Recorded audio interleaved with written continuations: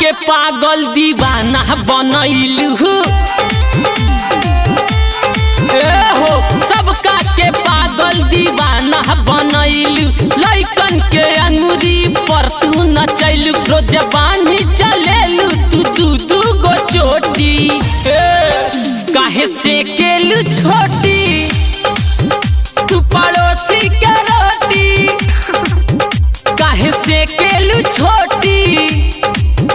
तू पड़ोसी के रोटी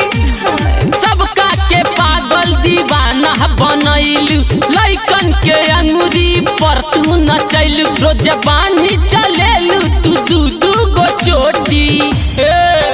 काहे से केलू छोटी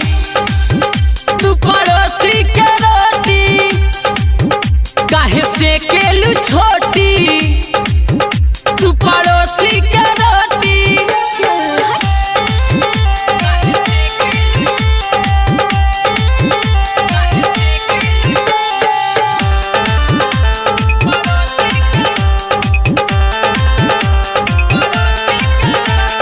अजय म्यूजिक रिकॉर्डिंग स्टूडियो बरगरवा।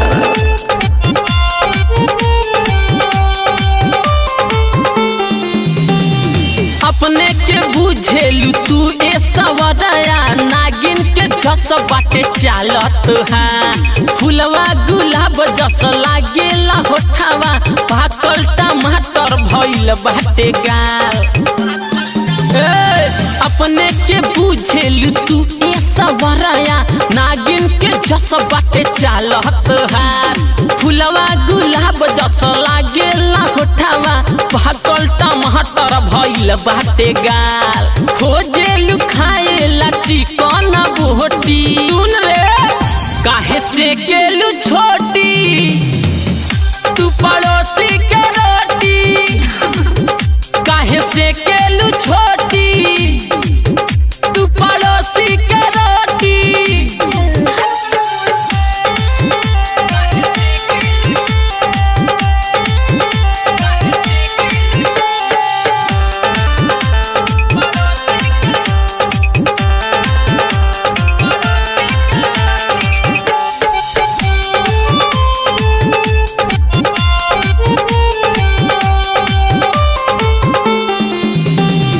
जहिया से अइलू गामे हल्फा मचैलू सबका में गोरी करैलू बवाल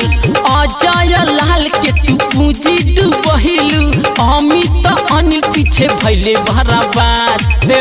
का बारे तोरा में जहिया से अइलू गामे हल्फा मचैलू सबका में गोरी